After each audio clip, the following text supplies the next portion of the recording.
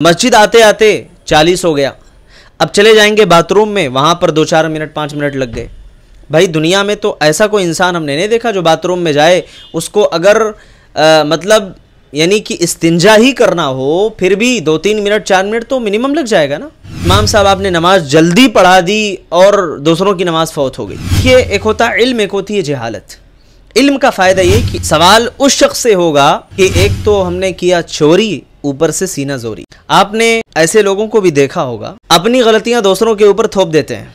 मतलब ये है कि नमाज में अगर 2 रकात उनकी कभी फौत हो जाए तो एतराज़ जो है इमाम साहब के ऊपर होने लगता है।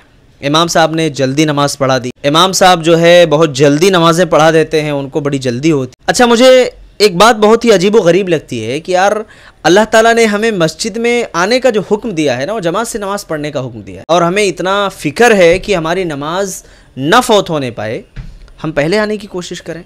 जमात का वक्त देख करके आए ना आए, बल्कि अजान का वक्त देख करके आए। होता क्या है, अजान हो गई, जैसे मिसाल के तौर पे 12:40 पे जमात है, अजान हो चुकी है। अब जो जनाब ये एतराज़ कर रहे हैं वो निकलेंगे 12:35 पर। मस्जिद आते आते 40 हो गया। अब चले जाएंगे बाथरूम में, वहां पर 2-4 मिनट 5 मिनट लग गए। यानी कि इस्तिंजा ही करना हो फिर भी 2-3 मिनट 4 मिनट तो मिनिमम लग जाएगा ना। ठीक है, मैक्सिमम कितना लगता है वो तो उसके अपनी पर्सनालिटी पे डिपेंड करता है। अच्छा, उसके बाद जनाब वहां से निकलेंगे, फिर वजू करने के लिए आएंगे, 1-2 मिनट लग जाएगा आपको वजू बनाने में।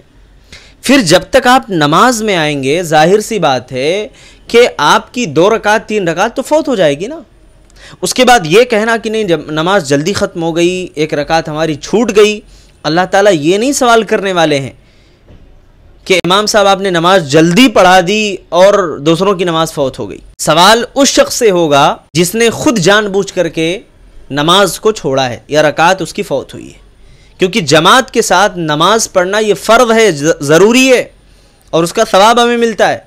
तो ये चीज़ बहुत कॉमन है, एतराज़ तकरीबन जगहों पे होता है, ऐसे लोग होते हैं। देखिए, एक होता है इल्म, एक होती है जहालत। इल्म का फ़ायदा ये कि इल्म हमें चीज़ों में सही और गलत की तमीज़ करना सिखाता है।